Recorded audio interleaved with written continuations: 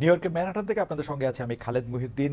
রাজনৈতিক উদ্দেশ্য হাসিলে বিচার বিভাগের ব্যবহার বিচার বিভাগকে ব্যবহার করার অভিযোগ বাংলাদেশে অনেক পুরনো। অন্তর্বর্তীকালীন সরকার যদিও গুম খুন বিচারহীনতা দুর্নীতি নানা বিষয় নিয়ে কাজ করছেন, তবুও জুলাই আগস্ট আন্দোলনে আহত নিহতদের জন্য কারা দায়ী, কারা এর জন্য খুনি, সেইটার বিচার করার ক্ষেত্রে হবে কিনা, বিচার হবে কিনা সেটা নিয়ে অনেকে সন্দিহান। একদিকে অভিযুক্ত অনেকে বিদেশে রয়ে গেছেন, কেউ কেউ আবার বিদেশে চলে যেতে পারছেন। এসব নানা বিষয় নিয়ে বিচারে নানা রকম প্রতিবন্ধকতা সৃষ্টি হচ্ছে। কেউ কেউ এরকম বিশ্লেষণও দিচ্ছেন। এসব নিয়ে আলোচনা করার জন্য আজ আমাদের সঙ্গে রয়েছেন আন্তর্জাতিক অপরাধ ট্রাইব্যুনালের চিফ প্রসিকিউটর জনাব মোহাম্মদ তাজুল ইসলাম। জনাব মোহাম্মদ তাজুল ইসলাম, আপনাকে আমাদের অনুষ্ঠানে স্বাগত জানাই। আপনাকে ধন্যবাদ, আপনি আমাদের সময় দিয়েছেন এবং আমাদের সাথে যুক্ত হয়েছেন। আমাদের সাথে আরও থাকছেন বাংলাদেশ সুপ্রিম কোর্টের আইনজীবী ব্যারিস্টার রাশনা ইমাম। ব্যারিস্টার রাশনা ইমাম, আপনাকেও আমাদের অনুষ্ঠানে স্বাগত জানাই এবং আপনি সময় দেওয়ার জন্য আমরা আপনাকে শুভেচ্ছা এবং কৃতজ্ঞতা আপনার জন্য। আমি অবশ্য প্রথমে জনাব তাজুল ইসলাম আপনার কাছে যেতে চাই। জনাব তাজুল ইসলাম, আপনি জানেন যে জুলাই হত্যাকাণ্ডের বিচারে আপনাদের অন্যতম চ্যালেঞ্জ হচ্ছে শেখ হাসিনাকে ভারত থেকে ফেরত আনা যাবে কিনা। অন্যদিকে অন্যদিকে আমরা দেখলাম যে জনাব ওবায়দুল কাদের নাকি 3 মাস দেশেই ছিলেন, তারপরে তিনি চলে গেছেন। বিচার প্রক্রিয়ায় আপনারা কি আসলে সবার সহযোগিতা পাচ্ছেন কিনা? আদালত জানতে চেয়েছেন মহাপুলিশ পরিদর্শকের কাছে বা পুলিশ চিফের কাছে যে কিভাবে তিনি দেশ ছেড়ে চলে গেলেন। আপনার কি মনে হয় তিনি কিভাবে দেশ ছেড়ে চলে গেলেন? এই সরকারের মধ্যেই কি কেউ কেউ তাকে দেশ ছেড়ে চলে যেতে সাহায্য করেছেন? জি, আপনাকে ধন্যবাদ। অত্যন্ত প্রাসঙ্গিক প্রশ্নটা করেছেন। ওবায়দুল কাদের সাহেব চলে যাওয়ার ব্যাপারে যেটা শোনা যাচ্ছে যে উনি 3 মাস দেশে ছিলেন। তো আপনারা জানেন যে বাংলাদেশে এই বিপ্লবের পরে পুলিশ বাহিনীতে যে অস্থিরতাটা ছিল, বাংলাদেশে এরকম পরিস্থিতি কখনো হয়নি যে গোটা পুলিশ বাহিনী পালিয়ে গেছে। এবং যেহেতু তারা একটা বড় অংশই এই গণহত্যার সাথে সম্পৃক্ত ছিল, অপরাধের সাথে সম্পৃক্ত ছিল, তাদের পালিয়ে যাওয়াটা ছিল স্বাভাবিক। তারপরে কিছু যারা যখন ফিরে আসলো, এটা আইন শৃঙ্খলা পরিস্থিতি স্বাভাবিক হতে একটা সময় লেগেছে। এবং এই সুযোগটার সদ্ব্যবহার করে আমাদের যে সমস্ত সম্ভাব্য পারপিট্রেটরস যারা আসামি যারা আছেন তারা দেশ ত্যাগ করেছেন। এবং সেই ক্ষেত্রে আমরা যতটুকু জানতে পেরেছি যে 3 মাস পর্যন্ত তিনি ছিলেন। আমরা এই ব্যাপারে বিজিবির সাথে কথা বলেছি। তারা যেটা বলার চেষ্টা করেছেন যে আমাদের বর্ডারে 4100 কিলোমিটারের বেশি বর্ডার আছে ভারতের সাথে, এবং সেই ক্ষেত্রে বিওপি গুলোতে যে কয়েকজন করে বিএসএফ থাকে তাদের পক্ষে আসলে পুরো সীমান্তটা পাহারা দেওয়া সম্ভব নয়। এই ফাঁক দিয়ে যদি কেউ পার হয়ে যায়, বাংলাদেশের কোনো ইমিগ্রেশনকে টাচ না করে, ওপার থেকে তাদেরকে আসলে ওয়েলকাম করার লোক আছে। সেই ক্ষেত্রে তারা চলে যেটা যাচ্ছেন, এটা বিজিবি চাইলেও অনেক ক্ষেত্রে তারা রোধ করতে পারেনি বলে তারা বলেছেন। আর বাংলাদেশের মধ্যে এটা অস্বাভাবিক নয় যে পুলিশের মধ্যে যেহেতু তাদের অনেক বেশি অনুগত লোকজন ছিল, তারা কেউ কেউ তাকে সহযোগিতা করেছেন, এটা স্বাভাবিক। কিন্তু যত সময় যাবে আমি মনে করি যে এই জিনিসটা আস্তে আস্তে ঠিক হয়ে আসবে। এইভাবে পালানোর পথটা আস্তে আস্তে রুদ্ধ হয়ে যাবে তাদের জন্য। না মানে আপনার কথা থেকে একটু ব্যারিস্টার ইসলাম আপনার কাছে একটু আসি যে আপনি বলছেন যে যত সময় যাবে তত ঠিক হবে, আবার আপনি বলছেন যে বা আপনাদের কাছে খবর হচ্ছে 3 মাস উনি দেশে ছিলেন। অর্থাৎ প্রথম 1 মাসকে যদি আমরা ধরে নিই যে পুলিশ বাহিনী তার পুনর্গঠন সেটার ক্ষেত্রে অসুবিধা, কিন্তু আমরা তো দেখলাম যে যখন পুরোটার সবাই সবার দায়িত্ব নিয়েছে তারপরে উনি গিয়েছেন। এটা কিভাবে ব্যাখ্যা করবেন? মানে ডেফিনেটলি যে এই জিনিসটা তাদের ব্যর্থতা তো বটেই। আমাদের আইন শৃঙ্খলা রক্ষাকারী বাহিনী যে আদালতের যে ওয়ারেন্ট ছিল সেটাকে কার্যকর করার ব্যাপারে যতটুকু তাদের সিরিয়াস হওয়া উচিত ছিল, অথবা টেকনোলজি ব্যবহার করে তারা যেভাবে সিরিয়াসলি তাকে গ্রেপ্তার করতে পারতেন, সেটা তারা করেননি। এটা ডেফিনেটলি তাদের একটা ব্যর্থতা আমি বলবো। আরেকটা জিনিস হচ্ছে, আমরা এটাও জানতে পারছি যে প্রথমে তাদেরকে কিন্তু কোথাও কোথাও আশ্রয় দেওয়া হয়েছিল জীবন বাঁচানোর জন্য বা ইত্যাদি ইত্যাদি কথা বলে। কিন্তু তারপরে যখন জীবন বাঁচানোর পর্বটা শেষ হয়ে গেল, তাদের জীবনের উপর আশঙ্কা কমে গেল, তখন তাদেরকে আসলে আইনের হাতে সোপর্দ করা উচিত ছিল। সেই জায়গাটায় একটা শূন্যতা হয়েছে বলে আমরা মনে করছি। আপনার কাছে কি মনে হচ্ছে যে এটার ক্ষেত্রে কিছুটা পিক এন্ড চুজ করা হয়েছে, যে কাকে আসলে মানে আশ্রয় নিতে সবাই এক জায়গাতেই গিয়েছেন, আমরা ক্যান্টনমেন্টের কথা বলতে পারি, কিন্তু তারপরে পিক এন্ড চুজ করা হয়েছে কাকে তুলে দেওয়া হবে কাকে তুলে দেওয়া হবে না, ব্যাপারটা কি এরকম? এটা আমার কাছে ডেফিনিট কোনো ইনফরমেশন নেই। কিছু লোক গ্রেপ্তার হয়েছেন, কিছু লোক গ্রেপ্তার হয়েছেন বলে খবর বেরিয়েছিল, সেগুলো পরবর্তী সময় আমরা দেখলাম যে না, তারা আসলে গ্রেপ্তার হননি। তো সেক্ষেত্রে পিক অ্যান্ড চুজ অথবা কেউ তাকে ফেভার করা বা এরকম কিছু একটা হয়ে থাকতে পারে। যেহেতু আমার কাছে ডেফিনিট ইনফরমেশন নেই, আমার পক্ষে মন্তব্য করাটা কঠিন। কিন্তু দৃশ্যত তাদের পালিয়ে যেতে কেউ না কেউ সাহায্য করেছে, এটা বোঝা যাচ্ছে বিদ্যমান বাস্তবতা থেকে। আপনাকে ধন্যবাদ। আমি একটু ব্যারিস্টার রাশনা ইমামের কাছে আসি। যে ব্যারিস্টার রাশনা ইমাম, আপনি জানেন যে আওয়ামী লীগ সরকারে করা আন্তর্জাতিক অপরাধ ট্রাইব্যুনালের নিয়ে অনেকেরই আপত্তি ছিল, বা কারো কারো আপত্তি ছিল, কিন্তু যাদের আপত্তি ছিল তাদের কেউ কেউ এখন আবার অন্তর্বর্তী সরকারের ঘনিষ্ঠ। এই সরকার ট্রাইব্যুনাল পুনর্গঠন করেছে। এই পুনর্গঠন প্রক্রিয়া থেকে আপনি কি বার্তা পেয়েছেন? আমি প্রশ্নটা আরেকটু স্পেসিফিক করি। আমাদের সাথে আছেন চিফ প্রসিকিউটর জনাব মোহাম্মদ তাজুল ইসলাম। তিনি এখন আবার এটা চিফ প্রসিকিউটর হয়েছেন। অনেকে বলছেন যে এই ব্যাপারটা আসলে ঠিক হয়েছে কিনা। আমরা এটা অবশ্য তার কাছেও জানতে চাইবো, আপনার কাছ থেকে আগে প্রথমে জানতে চাই। আবার তার বিশেষ পরামর্শক মানে জনাব তাজুল ইসলামের বিশেষ পরামর্শক নিয়োগ করা হয়েছে টবি ক্যাডম্যানকে। আমরা আওয়ামী লীগ আমলে আন্তর্জাতিক অপরাধ ট্রাইব্যুনালে ৭১-এর মানবতা বিরোধী অপরাধের যখন বিচার চলছিল, তখন এই ব্রিটিশ আইনজীবী টবি ক্যাডম্যান অভিযুক্তদের পক্ষে আইনজীবী হিসেবে বাংলাদেশ আসতে চেয়েছিলেন, যদিও তখন তা আসতে দেওয়া হয়নি। এটা থেকে আসলে আমরা কি বার্তা পাচ্ছি, মানে মানে আমরা কি আমরা আপনার কাছে একটু শুনি। জি জি ধন্যবাদ খালিদ ভাই। প্রথমে আমি যে কথাটা বলবো যে আমাদের একটু রিয়েলিস্টিক হওয়া উচিত এসব ব্যাপারে, কারণ বাংলাদেশে কিন্তু ঘাটতি আছে কম্পিটেন্সেরও প্রত্যেকটা ক্ষেত্রে। এবং আমরা জানি তাজুল ভাই আমাদের সামনে, আমার সাথে এখন সামনে আছে বলে যে আমি তা বলছি তা না, বাট উনি এই ব্যাপারে যথেষ্ট অভিজ্ঞতাও অর্জন করেছেন এবং সেটা একটা বড় কারণ যে কারণে ওনাকে এই পদটা দেয়া হয়েছে। এটাও কিন্তু ভুলে গেলে হবে না। ওনার মতো অভিজ্ঞতা সম্পন্ন খুব কমই হয়তো হাতে গোনা আছে বা ছিল যখন উনি এই পদটা পেলেন। তো সেটা একটা কারণ। এখন আরেকটা আপনি বলতে পারেন যে অপটিক্সটা নিয়ে হয়তো অনেকের অপটিক্সটা জন্য অনেকের প্রশ্ন উঠেছে যে ওনার রাজনীতি বলেন বা ওনার প্রিভিয়াস রেকর্ডস গুলো দেখলে মনে হবে যে উনি কি ইম্পার্শিয়াল হতে হবে নাকি, কিন্তু এখানে তো ওনার ইম্পার্শিয়ালিটিটা যত না প্রয়োজন, ওনার স্বাধীন হওয়াটা যত না প্রয়োজন, তার থেকে বেশি প্রয়োজন কিন্তু যে ট্রাইব্যুনালটা স্বাধীন কি না যে বিচারটা করবে। সো আই থিংক ট্রাইব্যুনালের স্বাধীনতাটা এখানে অনেক বেশি ইম্পর্টেন্ট প্রসিকিউটরের স্বাধীনতা থেকে। কিন্তু ব্যারিস্টার ইমাম, আমরা যখন বার কাউন্সিলের থেকে আপনারা সনদ নেন, তখন আপনারা তো আসলে এইটারও সনদ নেন। আপনারা তো আসলে যারা আইনজীবী আছেন তারা তো আসলে বিচারের extended hand, law officer of the court. তো আপনারা যদি স্বাধীনভাবে কাজ না করতে পারেন, সেই বিচার তো আসলে খুব ভালো হওয়ার সম্ভাবনা মানে মানে কমে যায়। কারণ আসলে আদালতকে তো সাহায্য করেন আইনজীবীরা, এবং তারাও একটা কম্পিটেন্ট হ্যান্ড, মানে অবশ্যই মানে তাদের বাদ দিয়া আমি মানে আপনাদের কাছে একটা বলা তো আসলে একটু, কারণ আপনারা এটা খুব ভালো করে জানেন যে আপনাদের সনদটাই এইটা যে আপনারা আসলে আদালতকেই সাহায্য করবেন বিচারটা পাওয়ার জন্য। এখন যদি কোনো কারণে আপনাদের বা জনাব তাজুল ইসলামের গতবারের অবস্থান থেকে যদি এইটা মনে হইতে থাকে যে তিনি আসলে আদালতকে ঠিক সিনসিয়ারলি সাহায্য করবেন না বা পার্শিয়ালি সাহায্য করবেন, এটা যদি মনে হয়, তাহলে এটা একটা সমস্যাজনক কিনা? অ্যাবসলিউটলি, আপনি সঠিক কথা বলেছেন যে প্রথমে আমরা আইনজীবী হিসেবে আমরা officers of the court. So আমাদের দায়িত্ব হচ্ছে প্রাইমারিলি কোর্টের কাছে, এবং আমাদের দায়িত্ব হচ্ছে কোর্টকে অ্যাসিস্ট করা আইনের ব্যাখ্যার মাধ্যমে, এবং সাথে সাথে আমাদের ক্লায়েন্টকে রিপ্রেজেন্ট করা। সো ওটা তো আছেই। এবং স্বাধীন একটা বিচার বিভাগ বা স্বাধীন যদি ট্রাইব্যুনাল আমরা চাই, অবশ্যই তার সাথে স্বাধীন ওয়ার্ডটা থেকে আমি যে ইউজ করবো তা না, বা তার সাথে আমাদের যে ওথটা নেওয়া হয়েছে, আমরা অ্যাডভোকেট যখন হয়েছি, আমাদের যে কোড অফ কন্ডাক্ট আছে, সেটা যে মেনে কাজ করে, সেটা যে মেনে প্র্যাকটিস করে, এমনই কাউকে আমাদের চিফ প্রসিকিউটর হিসেবে দরকার। সে বিষয়ে দ্বিমত পোষণ করার কোনো স্কোপ নেই। হ্যাভিং সেড দ্যাট, আমি যেটা বলছি যে উনি যথেষ্ট competent for this position, number one. Number two, ওনার স্বাধীনতা নিয়ে প্রশ্ন তোলার মতো এখন পর্যন্ত, এটলিস্ট পদ পাওয়ার পর থেকে এখন পর্যন্ত আমার চোখে কিছু পড়েনি আপাতত। সামনে গিয়ে যদি পড়ে তাজুল ভাইয়ের, তাহলে তাজুল ভাইকে কাঠগড়ায় দাঁড় করাবো, সেটা অন্য জিনিস, কিন্তু আমার চোখে পড়েনি। বাট হ্যাঁ, অপটিক্সটা নিয়ে অনেকে প্রশ্ন করেছে যে, কিন্তু সেখানে আমি বলবো যে একটু রিয়েলিস্টিক হওয়া দরকার, কারণ এখানে কম্পিটেন্স। ব্যারিস্টার রাশনা ইমাম যেরকম অভিজ্ঞতার উপর জোর দিচ্ছেন, আমি আপনাকে ধন্যবাদ জানাই। আসলে জনাব তাজুল ইসলামের কম্পিটেন্স নিয়ে, অভিজ্ঞতা নিয়ে কেউ এই প্রশ্ন তুলতেই পারবে না। আবার পাশাপাশি অপটিক্সের কথা বলছেন, আমরা জনাব তাজুল ইসলামের কাছে যাই। জনাব তাজুল ইসলাম, মানে ব্যাপারটা একটু উইয়ার্ড কিনা, আমি প্রশ্নটা ইলাবোরেট করলাম না। মানে ধরেন আমরা আপনাকে যে আদালতে আসলে ডিফেন্স লয়ার দেখছি, সেইটাতে আপনি যখন এটার মধ্যে কেসটা কনস্ট্রাক্ট করতেছেন, বিপরীতে যেই থাক না কেন, এটা একটু উইয়ার্ড কিনা, মানে এটা আপনি কিভাবে হ্যান্ডেল করতেছেন? দেখুন, একেবারেই এই প্রশ্নটা যেখান থেকে আসছে বা যেভাবে তোলা হচ্ছে, এটা নিতান্ত অনাকাঙ্ক্ষিত। কারণ দেখুন, আমরা আইনজীবী হিসেবে আজকে প্রসিকিউশনে থাকবো, কালকে ডিফেন্সে থাকবো।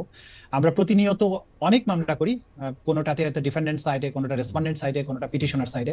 আইনজীবীর কাজই তাই। আমরা আমাদের ক্লায়েন্টের ইন্টারেস্টকে সার্ভ করব একটা জুডিশিয়াল প্রসেসের মধ্য দিয়ে, এবং সেক্ষেত্রে আমার ক্লায়েন্ট কোর্টে যাতে ন্যায় বিচার পান, সেই যুক্তিগুলো কোর্টের কাছে তুলে ধরে কোর্টকে একটা সঠিক সিদ্ধান্তে পৌঁছার ব্যাপারে সাহায্য করাই হচ্ছে আইনজীবীর কাজ। একসময় আমি ডিফেন্সের পক্ষে কাজ করেছি, তাদের ইন্টারেস্ট আমি সার্ভ করার জন্য চেষ্টা করেছি, তারা যাতে সর্বোচ্চ ন্যায় বিচারটা পান সেই ব্যাপারে আমার সমস্ত মেধা আমি ব্যয় করেছি। এখন আমি প্রসিকিউশনের পক্ষে কাজ করছি। দেখেন, যারা কনফ্লিক্ট অফ ইন্টারেস্টের কথা বলে, সেই সময় আমি যাদের পক্ষে মামলা লড়েছি তারা কি এই মামলার বাদী অথবা তারা কি এই মামলার আসামি? তারা যদি এই মামলার আসামি হতেন তাহলে কনফ্লিক্ট অফ ইন্টারেস্ট হতো, যে এক সময় তুমি তাদের পক্ষে মামলা করেছো, এখন তাদের এগেইনস্টে করছো, সুতরাং এটা কনফ্লিক্ট অফ ইন্টারেস্ট। ওকে, এখানে আইনজীবীকে কখনো নিরপেক্ষ হওয়ার কোনো ব্যাপার নেই। নিরপেক্ষ ইন দ্য সেন্স যে আপনি একদিন আপনি ডিফেন্সে কাজ করেছেন বলে আরেকদিন প্রসিকিউশনে যেতে পারবেন না, এই ধরনের নিরপেক্ষতার প্রয়োজন তো এখানে নাই। কিন্তু এখানে যেটা দরকার, যেটা রাসনা ইমাম খুব ক্লিয়ারলি বলেছেন, একটা হচ্ছে যে অভিজ্ঞতা এবং কম্পিটেন্স, যে এই মামলা পরিচালনার ব্যাপারে যে ধরনের অভিজ্ঞতা দরকার, যে ডিটারমিনেশন দরকার। বাংলাদেশে যে ম্যাসিভ স্কেলে যে ক্রাইমস এগেইনস্ট হিউম্যানিটি হয়েছে, আমাকে আয়না ঘরের গভীর অন্ধকার থেকে যে এভিডেন্স গুলো কালেক্ট করে আনতে হবে এবং সেটাকে প্রপারলি আদালতের সামনে ইন্টারন্যাশনাল স্ট্যান্ডার্ড, দেশীয় স্ট্যান্ডার্ড মেনটেন করে প্রেজেন্ট করার জন্য যে স্ট্রং ডিটারমিনেশন দরকার, যে অভিজ্ঞতা দরকার, যে এক্সপার্টিস দরকার, সেটা আমার আছে কিনা, সেটা আমি রাষ্ট্রের পক্ষকে সার্ভ করার জন্য আমি কম্পিটেন্ট কিনা। এবং এখানে আমি 100% আমি রাষ্ট্রের পক্ষে, আমার তো নিরপেক্ষতার প্রয়োজন নেই, আমি 100% রাষ্ট্রের পক্ষে নিরপেক্ষ থাকবো। যদি ন্যায় বিচার নিরপেক্ষ হতে হবে, এখানে জাজেসদের, এখানে আদালতকে নিরপেক্ষ হতে হবে। আমি একটা সাইড, ডিফেন্সের আরেকটা সাইড থাকবে, দুই পক্ষ তার ক্লায়েন্টের বেস্ট কেসকে এখানে প্রেজেন্ট করার চেষ্টা করবে। সেই ক্ষেত্রে কোনো আপোষ করার কোনো সুযোগ আছে কিনা আমি জানি না, কোনো আপোষ করার কোনো সুযোগ আছে বলে আমি মনে করি না। বেশ ইসলাম, এইটা অবশ্যই একটা খুবই ফাইন লাইন আইন কানুনের, যে আসলে লয়ার একটা পক্ষ কিনা, কারণ অথবা লয়ার আসলে এই পুরা বিচার ব্যবস্থারই অঙ্গ কিনা, সেটা নিয়ে আসলে বিস্তর একাডেমিক আলোচনাও চলতে পারে, আমরা একসময় নিশ্চয়ই সেটা করব। আপনি যেরকম ভাবে বলতেছেন যে আপনি একটা পক্ষ, সেটা কোর্টের মধ্যে অনেক কোর্ট আপনাকে পছন্দ নাও করতে পারেন, মানে এটা হচ্ছে যে আমার অভিজ্ঞতা আমি দেখছি আপনি যখন বলবেন যে আমি একটা পক্ষ নিয়েছি। হাওয়েভার, আমি যে প্রশ্নটা করতে চেয়েছিলাম, যেটা আপনার কথা থেকে যেটা উদ্ভূত হয়েছে, যে সেটা হচ্ছে যে ৭১-এ মানবতা বিরোধী অপরাধের যেসব বিচার চলছিল, এই 4 মাস কি সেগুলি ডিফ্রিজ, মানে এগুলির কি আর কোনো মানে বিচার এখন আর চলছে না? ৭১-এর যে বিচারগুলো ছিল তার মধ্যে 30টা মামলা এখানে সর্বশেষ আমাদের জানা মতে পেন্ডিং আছে। সেই 30টা মামলা হচ্ছে এমন সব মানুষদের গ্রামে গঞ্জে তাদের জমি নিয়ে মারামারি হয়েছে, আরেক পক্ষ বলেছে যে ঠিক আছে তোকে আমি ৭১-এর মামলায় ঢুকিয়ে দিলাম। এইরকম ফিশি কিছু মামলা এখানে পেন্ডিং আছে। আমরা যেটা বলেছি যে এই মামলাগুলো যেহেতু আগে করা হয়েছে, অনেকগুলো তদন্ত রিপোর্ট হয়নি, অনেকগুলো তদন্তাধীন, কোনগুলো তদন্ত হয়েছে, বিচারের অপেক্ষায় আছে, এগুলো প্রত্যেকটা আমরা আলাদাভাবে পর্যালোচনা করে আমরা এগুলো দায়িত্ব ভাগ করে দিচ্ছি, যে যেগুলোতে সত্যিকার অর্থে কোনো মেরিট আছে সেগুলো বিচারের জন্য প্রসিড করবে, এবং যেগুলোতে কোনো মেরিট নেই আমরা আদালতের কাছে বলছি যে এগুলোকে আপনারা অ্যাজ পার ল যেভাবে ডিসপোজাল করে দেওয়া উচিত সেটা করেন। আমরা দেখেছি যে এখানে 90 বা 95 বছর বয়সের অনেক আসামি আছেন, যে পঙ্গু, যারা বিছানায় শুয়ে বাথরুম করতে হয়, সেই রকম ধরনের লোকদেরকে কোনো ধরনের জামিন না দিয়ে বছরের পর বছর এখানে আটকে রাখা হয়েছে। আমরা এটা বলেছি আদালতের কাছে যে এই জাতীয় বিষয় যেখানে আছে, আদালত অবশ্যই যেন তার ডিসক্রিপশন ব্যবহার করে এই লোকদেরকে বের করে দেন। এবং আমাদের প্রায়োরিটি হচ্ছে যে এখন জুলাই আগস্টের সংগঠিত গণহত্যা এবং গত 16 বছরে মানবতা বিরোধী যে সমস্ত অপরাধ, গুম এবং খুনের মতো বিষয়গুলো হয়েছে, সেগুলোর বিচারের বিষয়গুলোকে করা। মানে ৭১-এর মানবতা বিরোধী অপরাধ নিয়ে এই মামলাগুলি আর চলবে না, মানে আপনার কথা শুনেই বোঝা গেল যে আপনি যা বলবেন সেটাই তো মোটামুটি আদালত সিদ্ধান্ত দিবেন, তাই তো? চলবে না, না আদালত তো আদালত স্বাধীনভাবে দেবেন, আমরা চলবে না বলছি না। এই মামলাগুলো যেগুলো আছে এগুলো দেখলেই বোঝা যায় যে এই মামলাগুলো হচ্ছে যে একেবারেই সাজানো মামলা, যেগুলো খুব বেশি এগুলোকে প্রায়োরিটি দেওয়ার মতো নয়। এটা কোর্ট বলার পরে বললে ভালো হইতো মনে হয়। না না, এগুলো হচ্ছে প্রসিকিউশনের পক্ষ থেকে তো আমাদের একটা বক্তব্য আছে। আমরা যখন প্রসিকিউশন ইনভেস্টিগেশন এজেন্সিকে সুপারভাইজ করে, আমাদের ইনভেস্টিগেটররা যে ধরনের রিপোর্ট দিচ্ছেন এগুলো আমরা দেখছি, দেখার পরে আমরা কিন্তু কোনো ডিসিশন দেইনি। আমরা নীতিগতভাবে যেটা বলেছি যে পর্যালোচনা করে আদালতের কাছে আমরা ক্রমান্বয়ে প্লেস করছি। দেখেন, আমরা প্রতিদিনই কিন্তু এখনকার নতুন মামলার পাশাপাশি পুরাতন মামলাগুলো তালিকায় আসছে, আদালত কিন্তু দেখে দেখে এগুলোর উপরে অর্ডার দিচ্ছেন। সেগুলো ব্যাপারে যথার্থ যে যা প্রক্রিয়াটা গ্রহণ করা উচিত সেগুলো এখানে গ্রহণ করা হবে। আপনাকে অনেক ধন্যবাদ। আমি একটু ব্যারিস্টার আসনাম আমার কাছে আবার একটা নতুন প্রসঙ্গ নিয়ে আসি, যেটা নিয়ে আমরা আসলে জনাব তাজুল ইসলামকে একটু শুনবো। সেটা হচ্ছে যে বিচার বিভাগের স্বাধীনতা বা বিচার বিভাগ কতটা ভালোভাবে কাজ করতে পারতেছে, সেইটার একটা বড় অংশ নির্ভর করে হচ্ছে জুডিশিয়ারিতে আমরা কাকে নিয়োগ দিচ্ছি বা দিচ্ছি না সেটার উপর। এবং পঞ্চদশ সংশোধনী বাতিল করার সময়, পঞ্চদশ সংশোধনীটা আসার সময় একটা কথা বারবার, মানে বিচারকদের পালনীয় আচরণ বিধি, কারা বিচারকের মধ্যে নিয়োগ হবে, কে বিচারকদের সরাতে পারবে, সেগুলো নানা ধরনের কথা হয়েছিল। আমরা এখন এই সরকারের আমলে যেসব নিয়োগ দেখছি, বিশেষ করে মানে জুডিশিয়ারিতে নিয়োগগুলা, ট্রায়াল হাইকোর্টের ডিভিশনে তো বটে, ট্রায়াল কোর্টেও আসলে গুরুত্বপূর্ণ জায়গাগুলিতে কে আসছেন কে আসছেন না, সেগুলি বিবেচনা করে কি মনে হচ্ছে এই সরকার কি একটা স্বাধীন বিচার বিভাগ চান, নাকি এরকম একটা বিচার বিভাগ চান যে এই বিচার বিভাগ দিয়ে আসলে তাদের মতো করে সিদ্ধান্ত দেয়া যাবে? ব্যারিস্টার রাশনা ম্যাম, আপনার কাছে একটু শুনতে চাই।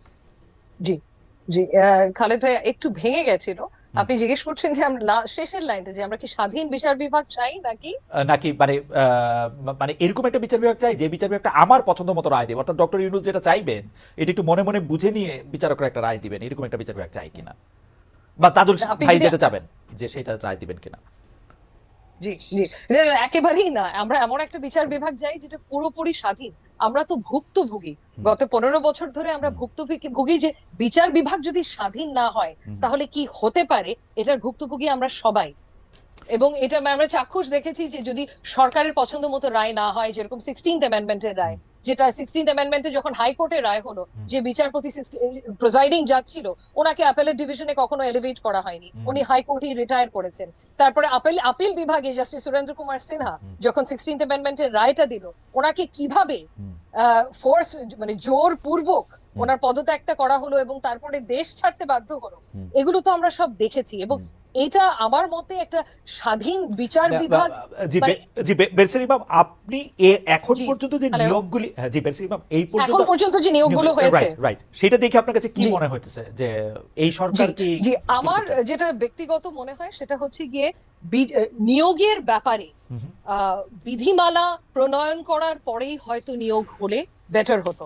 কারণ এখনো কিন্তু আমাদের সিস্টেমটাতে স্বচ্ছতা নেই, যে কি ভিত্তিতে বা কি জিনিস বিবেচনায় নিয়ে নিয়োগগুলো হয়েছে এ ব্যাপারে কিন্তু এখনো কনফিউশন আছে, এখনো ক্লিয়ার না আমাদের কাছে।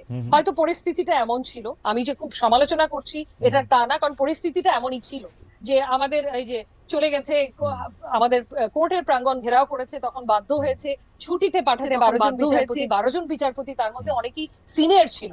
সো বিচার বিভাগ বা এই উচ্চ আদালত তো খালি হয়ে যেতে পারে না। সো তখন তড়িঘড়ি করে তো আমাদের অ্যাপয়েন্টমেন্ট দিতে হবে, নতুন বিচারপতি বসাতে হবে সেই কোর্টগুলোতে, কারণ মামলা তো কমছে না, মামলা তো বেড়েই যাচ্ছে। সো আপনি যদি বাস্তবতাটা চিন্তা করেন তাহলে হয়তো দ্রুত অ্যাপয়েন্টমেন্ট ছাড়া আর কোনো উপায় ছিল না। কিন্তু হ্যাভিং সেড দ্যাট, আমার জানা মতে কিন্তু খসড়া বিধিমালা অলরেডি তৈরি করা হয়েছে যে বিচারক কিভাবে নিয়োগ দেয়া হবে এই প্রসিজারটা লে ডাউন করে। সো এটা যত তাড়াতাড়ি ফাইনালাইজ করে আমাদের সবার সামনে চলে আসবে, তত তাড়াতাড়ি অ্যাপয়েন্টমেন্টের ক্ষেত্রে একটা ট্রান্সপারেন্সি থাকবে, যেটা অত্যন্ত জরুরি, অত্যন্ত জরুরি। কারণ আমি বিচারক নিয়োগের খসড়া জি। বিধিমালা প্রসঙ্গে বলতে চাই যে 1999 সালে আমার লেখা প্রথম যে লিড স্টোরিতে আমার নাম ছিল সেইটাও বিচারকদের নিয়োগের পালন বিধি নিয়েছিল। মানে ওই বিধি খসড়া হয়ে আসতেছে গত 26 বছর ধরে, আরো 26 বছর ধরেও এটা নিশ্চয়ই হতে পারবে যদি না সরকারের এটা সদিচ্ছা না থাকে। তাহলে আপনি বলতেছেন যে কিছু তাড়াহুড়ায় কিছু নিয়োগ হয়তো তড়িঘড়ি করে টাইমের প্রয়োজনে দিতে হয়েছে। কিন্তু আমি যদি প্রশ্নটা আরেকটু অন্যরকম ভাবে বা অন্য পার্সপেক্টিভ থেকে করি, যে গত 15 বছরে গুম খুন সহ বিভিন্ন অপকর্মের বিচার করার কথা বর্তমান সরকার বলছে, আবার আওয়ামী লীগ সরকারের পতন 5 আগস্ট হয়েছে, বর্তমান সরকার দায়মুক্তি দিয়েছে 8 আগস্ট পর্যন্ত। তো এই যে দায়মুক্তি সংস্কৃতিটা, এটা পরবর্তী সময় বিচার বিভাগকে প্রভাবিত করবে কিনা, মানে সমস্তটা মিলেই তো সিস্টেম। আপনার কাছে একটু শুনতে চাই, আপনার মন্তব্যের পরে আমি একটু জনাব তাজুল ইসলামের কাছে একই ব্যাপারটা একটু শুনতে চাইবো। বেশ রাসনা ইমাম। জি খালেদ ভাই, আমি আবারও কিন্তু ভেঙে যাচ্ছে আমার এখানে। আচ্ছা আমি সরি, আমার মনে হয় যে কানেকশনে কোনো প্রবলেম আছে। আমি বলছি যে 15 বছরে গুম খুন সহ নানা অপরাধ বিচারের কথা বলা হচ্ছে, কিন্তু আপনি কি এখন পরিষ্কার শুনতে পাচ্ছেন? আমি 15 বছর শব্দটা শুধু শুনতে পাচ্ছি। মানে গুম খুন সহ বিভিন্ন অপরাধের বা অপকর্মের বিচার করার কথা বলছে বর্তমান সরকার। জি, কিন্তু 5 আগস্ট শেখ হাসিনা চলে যাওয়ার পর দায় মুক্তি দেওয়া হয়েছে 8 আগস্ট পর্যন্ত। তার মধ্যে অনেক হত্যাকাণ্ড বা মানে বড় অপরাধও রয়েছে। এই দায় মুক্তিটা ভালো হয়েছে, মানে ঠিক হয়েছে, মানে আপনি কি মনে করেন যে এটা পরবর্তী বিচার ব্যবস্থাকে আসলে প্রভাবিত করবে কিনা? দায় মুক্তি দেয়া হয়েছে 5 থেকে 8 পর্যন্ত, এটা আপনি বলছেন? 15 জুলাই থেকে 8 আগস্ট পর্যন্ত, মানে শেখ হাসিনা চলে যাওয়ার পরেরও আরো 3 দিনের দায় মুক্তি। মানে 5 আগস্ট পর্যন্ত দিলে এটা একরকম বোঝা যাইতো যে এটা তো ওই সরকারের সময় আসা ঘটনা, কিন্তু তারপরের 3টা দিন বেশি। তারপরে আমি হ্যাঁ 8 আগস্ট পর্যন্ত দায় মুক্তি দেওয়াটা আপনার ঠিক মনে হয়েছে কিনা? কারণ এই সরকার চলে গেছে 5 আগস্ট, তারপরে আরো 3 দিন দায় মুক্তি বেশি দেওয়া হয়েছে, এটা আপনার কাছে সঠিক মনে হয় কিনা অবস্থানটা, বা এই দায় মুক্তিটা পরবর্তীতে বিচার ব্যবস্থায় কোনো প্রভাব বিস্তার করবে কিনা?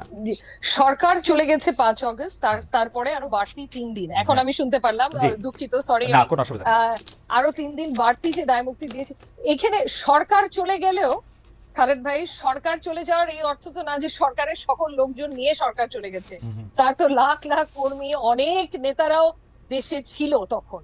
তো তাদের অপকর্ম কুকর্ম বলেন, অপরাধ সংগঠন করারও যথেষ্ট সুযোগ ছিল তারপরের কিছুদিনও চাইলে। তো আমি শিওর না আমি কতটুকু একমত এই ব্যাপারে যে এই 3 দিন বাড়তি যে দেয়া হয়েছে, আমি যদি আপনার প্রশ্নটা ঠিক মতো বুঝে থাকি। জি জি জি, আমি আশা করছি যে এখন আপনি স্পষ্ট, মানে আমরা তো বলছি যে সকল ধরনের অপরাধ, গুম, খুন আমরা গত সরকারের আমরা বিচার করব, এবং সেই জি বিচার করার ক্ষেত্রে আমরা বলছি যে 15 জুলাই থেকে ছাত্র জনতার যে আন্দোলন, সেই আন্দোলনের মধ্যে জি থেকে অনেক কিছু ঘটনা ঘটেছে। সেই ঘটনার ক্ষেত্রে জি কিছু ঘটনা দায়মুক্তি দেওয়া হয়েছে, কিন্তু দায়মুক্তিটা এক্সটেন্ড করা হয়েছে 8 আগস্ট পর্যন্ত। সেই সময় অনেক জি পুলিশ বাহিনীর সদস্য মারা গেছেন, অনেকে মারা গেছেন, ছাত্রদের মধ্যেও কেউ কেউ জি মারা গেছেন।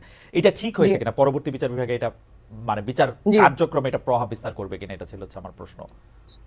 জি জি জি আমি তো বললাম আমার Yes. মনে হয় না ওটা হয়তো দেয়া, মানে দায়ের মুক্তিটা দেয়া হয়তো উচিত হয়নি, কারণ আচ্ছা, আমি আমি বুঝতে পারছি যতটুকু জি আপনার জি। প্রশ্নটা, আপনি কারণ বলছেন যে তার লোকজন তো ছিল। জি তার লোকজন ছিল, তার সেটা দায়ের মুক্তি দেওয়া জি উচিত হয় না। আচ্ছা, এবার জি আমি আপনাকে স্পষ্ট বুঝতে পারলাম। আমি তো জনাব তাজুল ইসলামের কাছে যাই। জনাব জি তাজুল ইসলাম, জি দুটি বিষয়। এক হচ্ছে যে বর্তমান সরকার বিচার বিভাগের ক্ষেত্রে যাদেরকে এরকম নিয়োগ দিচ্ছেন, হায়ার জুডিশিয়ারিতেও অর্থাৎ হাইকোর্ট এবং অ্যাপিলেট ডিভিশনে, এবং ট্রায়াল কোর্টেও যাদেরকে কি পজিশনে নিয়োগ দিচ্ছেন, এইটা দেখে আমরা লক্ষণিক কি মনে হচ্ছে আপনার, যে সরকারকে একটা তাবেদার বিচার বিভাগ চান নাকি একটা স্বাধীন বিচার বিভাগ চান? জনাব তাজুল ইসলাম।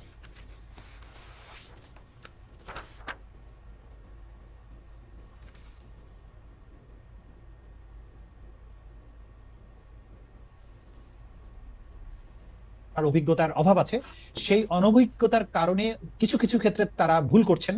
কিন্তু মোটা দাগে সরকারের উপদেষ্টাদের সাথে কাজ করে বা আমি রাষ্ট্রের যে যে দায়িত্বে আছি সবকিছু মিলে আমার কাছে মনে হয়েছে এই রাষ্ট্রের যারা দায়িত্ব পালন করছেন প্রত্যেকেই ডিটারমিন্ড, যে তারা অবশ্যই একটা ন্যায়পরায়ণ বিচার ব্যবস্থা প্রতিষ্ঠার ব্যাপারে দৃঢ় প্রতিজ্ঞ। এবং কোনো ধরনের ইশারা ইঙ্গিতের বিচার, যেটা আগে হয়েছে যে আমি আমি দাঁড়িয়ে যাব আপনি বসিয়ে দেবেন লোকে দেখবে আমাদের মধ্যে খাতির নাই, এই ধরনের বিচার প্রতিষ্ঠার ব্যাপারে আমি অন্তত দেখেছি যে সরকারের মধ্যে যারা কাজ করছেন, বিচার ব্যবস্থার সাথে যারা সম্পৃক্ত আছেন, আইন মন্ত্রণালয়ের সাথে যারা সম্পৃক্ত আছেন, কারো মধ্যে এই ধরনের জিনিস আমি দেখতে পাইনি। বরং তাদের মধ্যে একটা আমরা দৃঢ় মনোভাবই দেখেছি যে বাংলাদেশ যে বাংলাদেশ গিয়েছে এত রক্তের বিনিময়ে, এই বদলে যাওয়া বাংলাদেশটা যাতে সাস্টেইন করে এবং অতীতের এই কালো অধ্যায়গুলো কখন আর ফিরে না আসে সেই ব্যাপারে তারা ডিটারমাইন্ড। এই ব্যাপারে কোনো সন্দেহ নেই, আমরা এই বশংবদ বিচার ব্যবস্থা দেখতে চাই না। কিন্তু যেটা রাস্তা ইতিমধ্যে বলেছেন যে আমাদের একটা তাৎক্ষণিকভাবে এই বিষয়টা অ্যাড্রেস করার প্রশ্ন ছিল। বিচারকরা পদত্যাগ করেছেন, তাদেরকে সরিয়ে দেওয়ার দরকার ছিল। যে আগের সরকারের আমলে যারা এই সমস্ত গুম খুনকে বৈধতা দিয়েছেন, ছাত্র জনতার উপর গুলি চালাতে সেগুলোকে বৈধতা দিয়েছেন, সীমান্তের 10 কিলোমিটারকে ফাঁকা করে দেওয়ার মতো একটা ন্যাক্কারজনক রায় দিয়েছেন, এমন বিচারকরা ছিল যখন, তখন এই রাষ্ট্রকে নিরাপদ করার প্রয়োজনেই বিচার ব্যবস্থাকে ক্লিনজিং এর একটা প্রশ্ন ছিল, তাদেরকে সরাতে হয়েছে এবং সেটা এখনো শেষ হয়নি বলে আমি মনে করি। কিন্তু এই সময়ে সুপ্রিম কোর্টকে চালু রাখতে হলে আমাদেরকে দ্রুততম সময়ের মধ্যে বিচারক নিয়োগ দেওয়া দরকার ছিল।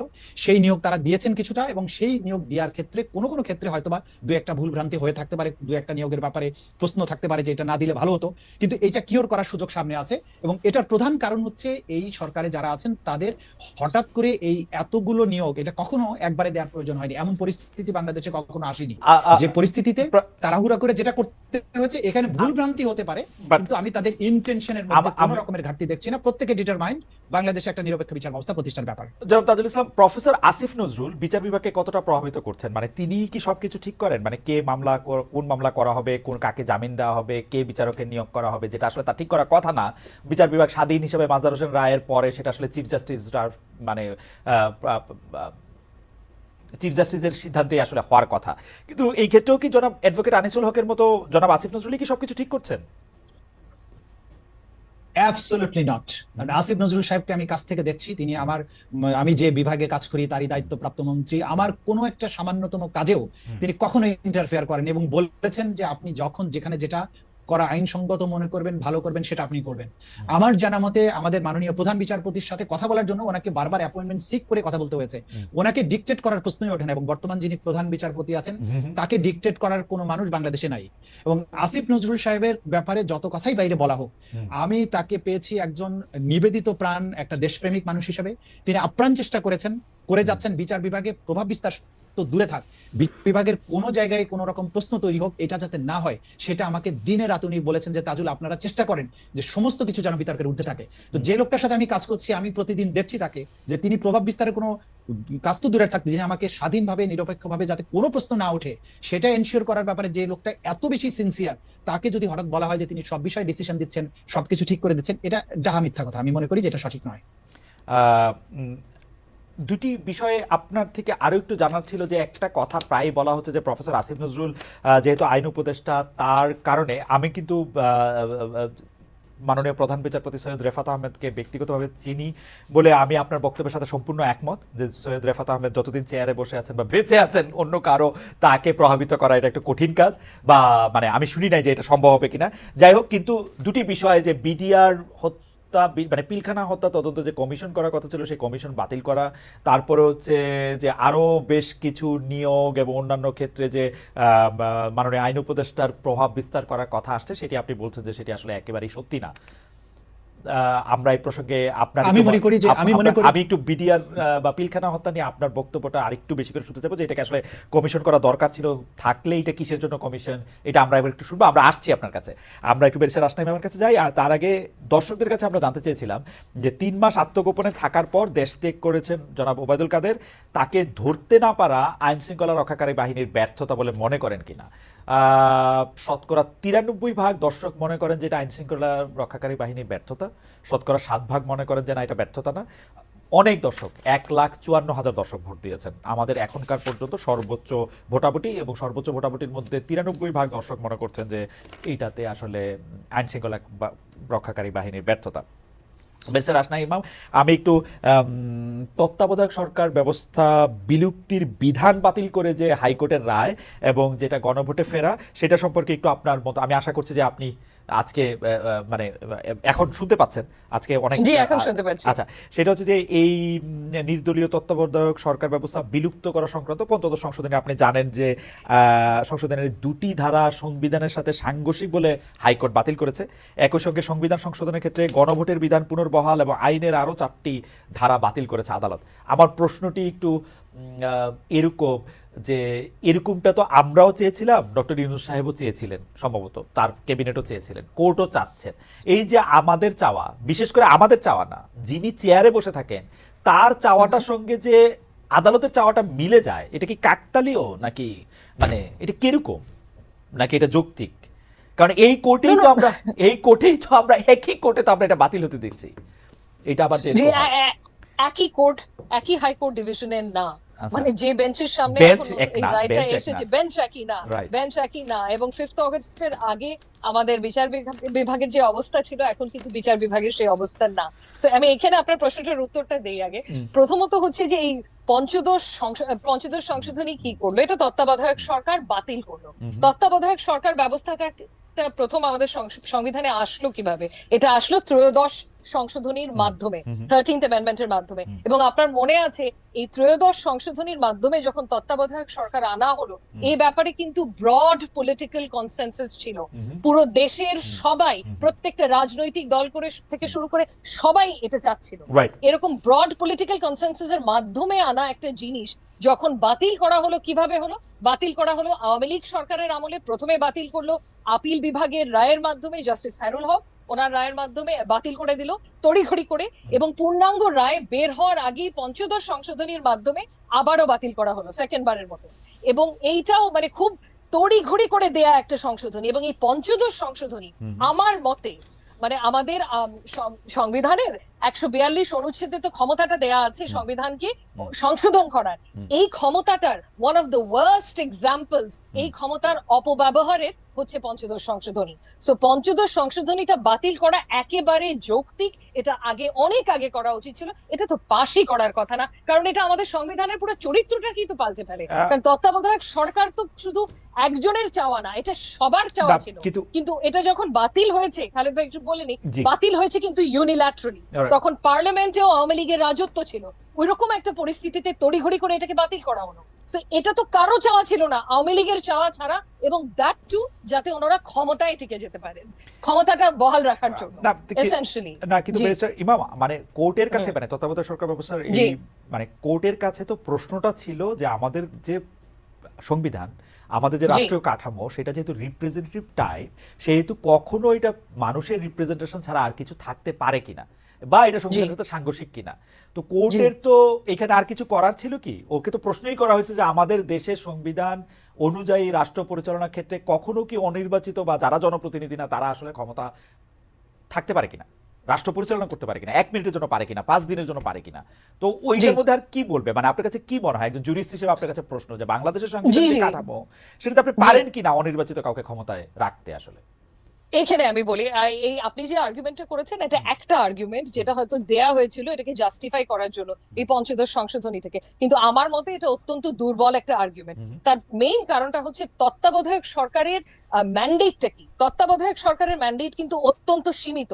তাদের ম্যান্ডেট হচ্ছে ফ্রি ফেয়ার অংশগ্রহণমূলক একটা নির্বাচন দেয়া, এবং তাদের সময়সীমাটাও সীমিত, হুম, 3 মাস। হুম, তাদের কিন্তু দেশ পরিচালনা করা তাদের ম্যান্ডেট না, তাদের ম্যান্ডেট হচ্ছে ফ্রি ফেয়ার ইলেকশন। এবং আমরা দেখেছি যে তত্ত্বাবধায়ক সরকারের অধীনে যে নির্বাচনগুলো হয়েছে সেগুলোকে যদি আপনি তুলনা করেন দলীয় মানে দলীয় সরকারের অধীনে যে গত 3টা নির্বাচন হয়েছে, এটা তো তুলনাও করা যায় না। And নির্বাচন যদি ফ্রি ফেয়ার না হয় তাহলে আমি গণতন্ত্রের কথা কিভাবে বলি? এই নির্বাচনের মাধ্যমেই তো আমরা জনগণের অংশগ্রহণটা নিশ্চিত করি। সো নির্বাচনটা ফ্রি ফেয়ার করার জন্য তত্ত্বাবধায়ক সরকার ক্রিটিক্যাল। আমার মতে তত্ত্বাবধায়ক সরকারটা ব্যবস্থাটা ডেমোক্রেসির সাথে মানে গণতন্ত্রের সাথে ইন্টেগ্রালি লিঙ্কড আমাদের দেশের প্রেক্ষাপটে। এবং শুধু আমি যে অ্যাবস্ট্রাক্ট কথা বলছি, একাডেমিক কথা বলছি তা না, আমাদের লিভড এক্সপিরিয়েন্স। আপনি গত 3টা নির্বাচন দেখেছেন, আপনি তত্ত্বাবধায়ক সরকারের অধীনে 2টা নির্বাচন দেখেছেন। এই দুটো কম্পেয়ার করলেই কিন্তু বোঝা যায় কোনটা কাজ করছে গণতন্ত্রের জন্য, কোনটা কাজ করছে না। সো আমার তো মনে হয় 100% যুক্তিগত কারণ আছে পঞ্চদশ সংশোধনীর এই প্রভিশন গুলো বাতিল করার পেছনে। ওকে, আমি জনাব তাজুল ইসলামের কাছে ফিরি। রাশনা, আপনাকে ধন্যবাদ। আমি একটু জনাব তাজুল ইসলামের কাছে ফিরি। আমি এই প্রশ্নটাই, এই পঞ্চদশ সংশোধনী বাতিলে হাইকোর্টের রায় এবং সেটা আসলে নির্বাহী বিভাগের চাওয়ার সাথে বিচার বিভাগের চাওয়ার এত মিল বারবার ঘটে কেন, এইটা নিয়ে একটু আপনার কাছে জানতে চাই। এবং পাশাপাশি এই প্রশ্নটাও করতে চাই, যদি এখন পঞ্চদশ সংশোধনী মানে সোজা কথা তত্ত্বাবধায়ক সরকার ব্যবস্থা যদি ফিরে আসে, মানে ত্রয়োদশ সংশোধনী যদি বহাল হয়, আপনি আবার আগের সিস্টেমে চান কিনা সর্বশেষ অবসরপ্রাপ্ত প্রধান বিচারপতি? কেউ কেউ এই আর্গুমেন্ট দিয়েছিলেন যে এই পদটা পাওয়ার জন্য আসলে নানাভাবে এটাকে ব্যবহারও করা হচ্ছে। আপনার কাছে কি মনে হয় জনাব তাজুল ইসলাম? আমরা দেখেছি যে বিএনপির আমলে রাতারাতি বিচারকদের বয়স বাড়ানো হয়েছিল সংবিধান সংশোধন করে, যাতে একজন পার্টিকুলার ব্যক্তি সর্বশেষ অবসরপ্রাপ্ত প্রধান বিচারপতি হন। জনাব তাজুল ইসলাম। জি, জি, আপনাকে ধন্যবাদ। প্রথমত কথা হচ্ছে যে আপনি নির্বাচিত এবং অনির্বাচিত সরকারের যে কথাটা বলেছেন এই ধারণার সাথে আমার কিন্তু ভিন্ন একটা মত আছে। যে বর্তমানে ডক্টর ইউনূসের নেতৃত্বে আমাদের দেশে যে সরকারটা আছে, বাংলাদেশের আওয়ামী লীগ ব্যতীত বাংলাদেশের সকল মানুষের সমর্থন তাদের পেছনে আছে, কিন্তু তারা কোনো ইলেকশনের মাধ্যমে আসেননি। আমাদের সংবিধানে বলা হয়েছে জনগণের ইচ্ছা এবং অভিপ্রায় হচ্ছে প্রজাতন্ত্রের সর্বোচ্চ আইন। সুতরাং ডক্টর ইউনূসের সরকার বাংলাদেশের 18 কোটি মানুষের মধ্যে 17 কোটি মানুষের সমর্থন নিয়ে আছে। তাহলে আপনি যদি বলতে চান যে অনির্বাচিত সরকার 1 মিনিটও চালানো উচিত নয়, তাহলে ডক্টর ইউনূসের সরকার কি চালাবেন না? ডক্টর ইউনূস চালাচ্ছেন বাংলাদেশের সিংহভাগ মানুষের সমর্থন নিয়ে। This is number 1। আমি কি একটা প্রশ্ন করতে পারি? নামে আমি কি একটা প্রশ্ন করতে পারি? জনগণের ইচ্ছা ও অভিপ্রায় বোঝার তো উপায় আমাদের সংবিধানে একরকমই বলে দিছে, তাই না? নির্বাচন। আমাদের সংবিধান কি জনগণের ইচ্ছা আর অভিপ্রায় কি আর কি রকম বলছে? আছে, আছে। এই যে যেমন ধরেন এই যে বিপ্লব, যে বিপ্লব 5ই আগস্ট হয়েছে, বাংলাদেশের সিংহভাগ মানুষ চেয়েছে যে হাসিনার মতো একটা নিকৃষ্ট ফ্যাসিস্ট বাংলাদেশ থেকে চলে যাক। সে নির্বাচনের নামে তামাশা করেছে। এইটা জনগণের ইচ্ছা প্রকাশের মাধ্যম ছিল নির্বাচন। সেই নির্বাচন ব্যবস্থাটাকে আপনি ধ্বংস করে দিয়েছেন। তখন আপনার ইচ্ছা এবং অভিপ্রায় প্রকাশের ব্যবস্থাটা কি সেটা ছাত্ররা দেখিয়েছে। 5ই আগস্ট ঢাকার রাজপথ দেখিয়েছে জনগণ তাদের ইচ্ছা বহিঃপ্রকাশ কিভাবে ঘটান, এবং যার প্রেক্ষিতে বাংলাদেশের সকল মানুষের সমর্থনে এখন ডক্টর ইউনূসের সরকার আছেন। সুতরাং ইচ্ছা বা অভিপ্রায় প্রকাশ করার জন্য নির্বাচন ব্যবস্থার বাইরেও সুযোগ আছে, যেটা বিপ্লবের মধ্য দিয়ে প্রকাশিত হয়েছে। দ্বিতীয় কথা হচ্ছে যে তত্ত্বাবধায়ক সরকার ব্যবস্থা যখন এই সংবিধান ইন্ট্রোডিউস করা হয়েছিল 1990 সালে, আমাদের সবারই মনে আছে, সকল দলের সম্মিলিত সিদ্ধান্তের ভিত্তিতে কিন্তু সেটা হয়েছিল, কিন্তু সেটা কিন্তু নির্বাচন ছিল না।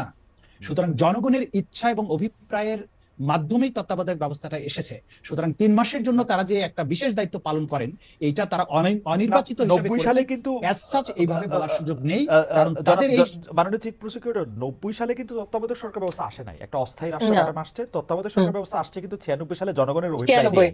ঠিক আছে, সংসদেই আসছে 96 সালে, ঠিক আছে।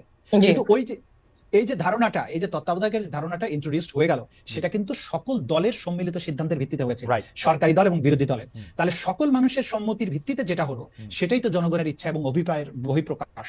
সুতরাং এই বহিঃপ্রকাশের মধ্য দিয়ে যে সরকারটা আসছে তত্ত্বাবধায়ক ব্যবস্থা, এটা অনির্বাচিত বলার কোনো সুযোগ নেই, কারণ এটা জনগণের অভিপ্রায়ের সরকার। হয়তো কথিত যে নির্বাচন, সেই নির্বাচনের মাধ্যমে আসছে না। This is number 1। নাম্বার 2 হচ্ছে যে সরকারের ইচ্ছার সাথে আদালতের ইচ্ছা মিলে গেল কি করে? আপনি দেখবেন সোজা পথ সবসময় একটা হবে। সে যেদিক থেকে আপনি দেখেন সোজা পথ একটাই, আদালত যদি ন্যায়সঙ্গত এবং সংবিধান সম্মত বিচার যখন করবেন, যেটা গণমানুষের আকাঙ্ক্ষা, সেটার সাথে মিলে যাওয়াটা অস্বাভাবিক কিছু নয়। ওকে, আমরা কি বরং আবার এস কে সিনহা আচ্ছা সাহেবরা এটা আমি জানেন- বুঝতে পারছি, জি। আপনি মানে আপনি কি আবার সর্বশেষ অবসরপ্রাপ্ত প্রধান বিচারপতি মডেলে ফিরে যেতে চান? মানে আমাদের কিন্তু 2006-07 একটা খারাপ অভিজ্ঞতা আমাদের আছে কিন্তু, জি জি যে এই কারণে ব্যাপারে যে আমার কারণে বক্তব্য কোর্টে হচ্ছে এই যে এটা- কথাগুলি উঠছে বারবার। যে আমি যেটা মনে করি, আমি পূর্ণাঙ্গ জাজমেন্টটা দেখিনি, পাইনি এখনো। আমি মনে করি যে এই যে বিচারপতিদের আর সর্বশেষ অবসরপ্রাপ্ত বিচারপতিদেরকে নিয়ে যে তত্ত্বাবধায়ক ব্যবস্থা গঠনের ব্যাপারটা, এইখানে অবশ্যই নেসেসারি পরিবর্তন আনা উচিত। কারণ তা না হলে এই পদটাকে টার্গেট করে যে সমস্ত অপকর্মগুলো হয়, সেখানে বিচারপতিদের বয়স নিয়ে কথাবার্তা, বা কাকে প্রধান বিচারপতি করা হবে, কাকে সুপারসিড করা হবে, কে আমার অনুগত হবে, এই যে অশুভ এবং অস্বাস্থ্যকর একটা প্রতিযোগিতা শুরু হয়ে যায়, এই ব্যাপারটা অ্যাড্রেস করা উচিত। এটা সম্মিলিত সিদ্ধান্তের ভিত্তিতে যে সংবিধান সংস্কারের জন্য যারা কমিশন করেছেন, আমার মনে হয় তারা যদি একটা যুক্তিসঙ্গত একটা বিষয় এখানে ইন্ট্রোডিউস করেন, সেটাই জাতির আকাঙ্ক্ষার সাথে সঙ্গতিপূর্ণ হবে। ব্যবস্থাটা থাকা উচিত, তবে ওই সর্বশেষ প্রধান বিচারপতি বা এই যে ব্যাপারটা, এই ব্যাপারটা মানে- নিয়ে আমি মনে করি এটা অবশ্যই পুনর্বিবেচনার দাবি। মানে 3 জোটের রূপরেখা তো একটা আমাদের সবার ইচ্ছার অভিপ্রায়, আমরাও সে সময় মাঠে ছিলাম তাজুল ভাই, আমাদের ইচ্ছারও আসলে অভিপ্রায়ই ঘটছে, এতে কোনো মানে ইচ্ছারও প্রকাশ করছে, অভিপ্রায়েরই প্রকাশ করছে। কিন্তু আমরা তো সর্বশেষ প্রধান বিচারপতিকেই ভাবছিলাম যে তাকে নিয়ে কোনোদিন কোনো কিছু করা হবে না, বিতর্ক হবে না। আমরা যদি এখন বিআরটিসির চেয়ারম্যানকে সর্বশেষ মানে তত্ত্বাবধায়ক সরকারের প্রধান করি, তো বা আর কাউকে কি করা সম্ভব, মানে যেখানে সর্বশেষ প্রধান বিচারপতিটা ফেল করেছে ফর্মুলা, সেটাও নিশ্চয়ই আমাদের ভাবতে হবে। কিন্তু আমরা যে প্রশ্ন আগে করেছিলাম সেটারও যদি আপনি একটু বলেন যে বিডিআর হত্যাকাণ্ড নিয়ে যে কমিশন, তাজুল ভাই, বিডিআর হত্যাকাণ্ড নিয়ে যে কমিশন, সেই কমিশন গঠন করা, মাঝখানে আমি শুনতে পাচ্ছি না এই মুহূর্তে। আচ্ছা এখন কি শুনতে পাচ্ছেন তাজুল ভাই? আহ, আপনি কি আজকে আমার জানা নাই যে টেকনিক্যালি,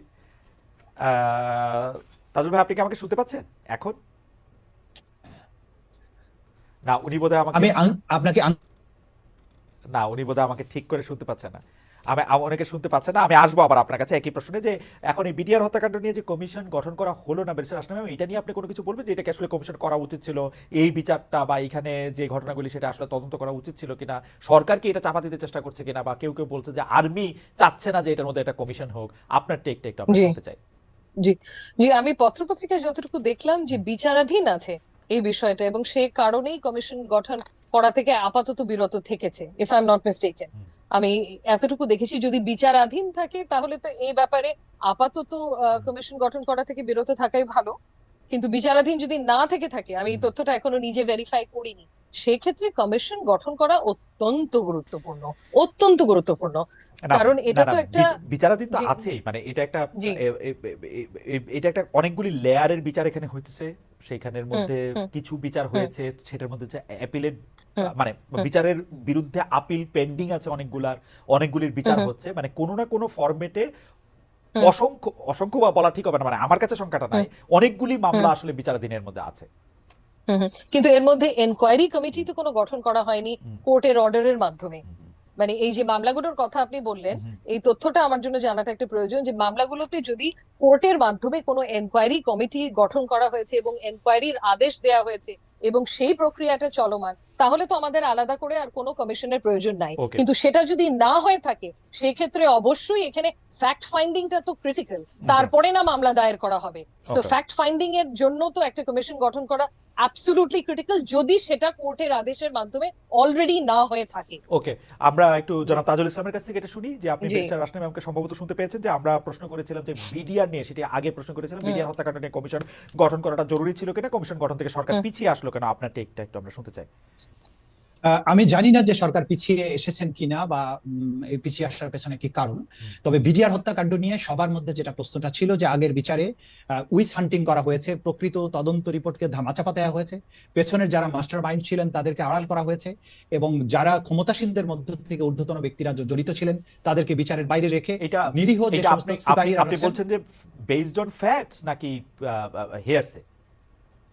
এটা দেখুন, এগুলো হেয়ার্সের বাইরে তো প্রত্যক্ষদর্শী যারা ছিলেন, যারা ভুক্তভোগী, যারা বিডিআর এর এই হত্যাকাণ্ডের সময় যারা নানানভাবে এর দ্বারা প্রভাবিত হয়েছেন, সেই সমস্ত লোকদের কাছ থেকে শুনে আমরা বলছি, এবং বিশেষ করে সেনাবাহিনীর তদন্ত রিপোর্ট, এই সমস্ত জিনিস কিন্তু আলোর মুখ দেখেনি। সুতরাং এই যে বাংলাদেশের সার্বভৌমত্ব রক্ষাকারী একটা বিশাল বাহিনীকে রাজধানীর বুকে বসে বসে সেনাবাহিনীর যখন হত্যা করা হলো, সেনাবাহিনীর তদন্ত রিপোর্ট পৃথিবীতে কখনো কোথাও, মানে বাংলাদেশে কখনো কোনো তদন্ত রিপোর্টকে আলোর মুখ দেখেছে? বাংলাদেশের দুজন প্রেসিডেন্ট ক্ষমতায় থাকা অবস্থায় সেনাবাহিনীর কিছু কর্মকর্তাদের দ্বারা নিহত হয়েছেন। সেই সব ব্যাপারে চট করে কিছু তদন্ত কমিটিও হয়েছিল, সেগুলির রিপোর্ট কি কখনো এসছে আলোর মুখে? এটা আগে আসেনি বলে আসবে না, এটা আমি বিশ্বাস করি না। অতীতে বাংলাদেশ 52 বা 54 বছরের বাংলাদেশ এবং 5ই আগস্টের পরে বাংলাদেশকে আমরা ভিন্ন বাংলাদেশ মনে করি। আমরা মনে করি এই জিনিস আলোর মুখে আসতে হবে। কারা আমাদের সেনাবাহিনীকে এইভাবে সিস্টেম্যাটিক ওয়েতে ধ্বংস করার জন্য যে কাজ করেছে সেটার ব্যাপারে একটা কমিশন হয়ে ফ্যাক্ট ফাইন্ডিং হওয়াটা জরুরি। আগের বিচারগুলো যথার্থ প্রক্রিয়ায় হয়েছে কিনা সেটাও বের করা জরুরি, এবং এই বের করার না হলে বাংলাদেশে এই যে একটা এই বিপুল সংখ্যক সেনাবাহিনীর অফিসারদের স্বজনরা যারা তারা মনে করেন যে তাদের প্রতি জাস্টিস করা হয়নি, তাহলে এই বেদনার কিন্তু উপশম করা সম্ভব নয় যদি এটা কমিশন করা না যায়। সেই ক্ষেত্রে এই বিচারটা যেমন আজকে তার আন্তর্জাতিক অপরাধ ট্রাইব্যুনালের কাছে অভিযোগ নিয়ে এসেছেন যে এটাকে ক্রাইমস এগেইনস্ট হিউম্যানিটি হিসেবে ট্রিট করা যায় কিনা, একটা সেনাবাহিনীকে সিস্টেম্যাটিক ওয়েতে ধ্বংস করার জন্য এটা করা হয়েছে। তা আমরা যদি সেটা বিচারের জন্য আমরা বিশ্লেষণ করে দেখবো যে এখানে করা যায় কিনা। কিন্তু একটা রাষ্ট্রের একটা বাহিনীকে যদি একটা বড় পরিকল্পনার অংশ হিসেবে একদিক থেকে নির্মূল করার চেষ্টা করা হয়, ডেফিনেটলি সেটা ক্রাইমস এগেইনস্ট হিউম্যানিটির আন্ডারে পড়বে। কিন্তু এইটা খুবই ইন্টারেস্টিং না? মানে আমরা যখন এটা ভাবি তখন আমরা ভাবি যে এইটা দিয়ে বাংলাদেশের কেউ বা কোনো একটা মহল কোনো কিছু একটা অ্যাচিভ করতে পারে, 57 জন আর্মি অফিসারকে মেরে ফেলে কোনো একটা মহলের কোনো একটা উপকার হতে পারে। এইটা কি আমার রাজনৈতিক প্রতিপক্ষকে একটা বদনাম বা একটা অন্য কিছু দেওয়ার একটা পরিকল্পনা? মানে আমি আসলে হিসাব মিলাতে পারি না যাতে কার লাভ হবে। ধরেন আওয়ামী লীগের কি লাভ হবে এই 57 জনকে আর্মি অফিসারকে মেরে ফেলার ক্ষেত্রে তারা যদি একটা ভূমিকা রাখতো, বা মানে প্লটটা কি আসলে? জানো তাজুল ইসলাম। দেখুন, এখানে যে শুধু আওয়ামী লীগ ইনভলভ ছিল এটাই কি, এটা তো শেষ কথা নয়। আমার প্রতিরক্ষা বাহিনীর উপরে যখন আঘাতটা আসছে, এটা শুধুমাত্র আওয়ামী লীগের আসছে না, এর সাথে পেছনে আরো কোনো বড় শক্তি জড়িত আছে সেটা বের করার প্রশ্ন কিন্তু আসছে। আপনি গত 16 বছরে আওয়ামী লীগের শাসন যদি দেখেন যে ক্রমান্বয়ে এই দেশটাকে কিভাবে একটা পর রাষ্ট্রের প্রতি নির্ভরশীল করে তৈরি করা হয়েছে, এবং বিভিন্ন সময়ে আমাদের রাষ্ট্রের যে নির্ভরশীলতা এবং আজকে যে বাংলাদেশ জুড়ে ভারত বিরোধী মনোভাবের যে তুঙ্গে ওঠাটা, এটার পেছনে এইভাবে ক্রমান্বয়ে আমাদের রাষ্ট্র ব্যবস্থার সবকিছুকে ভারতমুখী করার যে প্রবণতা, এটার সাথে যদি আপনি চেইন করে চিন্তা করেন তাহলে এটা কিন্তু অ্যান্সার পাওয়া সম্ভব হতে পারে। যেখানে রাষ্ট্রের সার্বভৌমত্বের প্রশ্ন জড়িত আছে, যেখানে যে একটা আমার প্রবল শক্তিশালী একটা প্রতিবেশী রাষ্ট্র, সেটা যদি তার কলোনিয়ালিজম বলেন, তার আগ্রাসী নীতির কথা বলেন, তারা যদি পেছন থেকে কলকাঠি নেড়ে থাকে এবং যারা ক্ষমতায় ছিলেন গত আমি এই প্রশ্নটা নিয়ে আসলে একটু সিরিয়াসলি, আমরা কি আসলে আমাদের সার্বভৌমত্ব নিয়ে মানে চিন্তা করতে পারে? আমরা চিন্তা করতেছি যে আমাদের মানে ভারত আমাদের আক্রমণ করে আমাদেরকে অধীন করে ফেলতে পারে, এটা সত্যি একটা সিরিয়াস চিন্তা? না, এটা আমি বলছি আক্রমণ করা নয়। আপনি সব রাষ্ট্র সবসময় আক্রমণ করে দখল করতে হবে এমন নয়।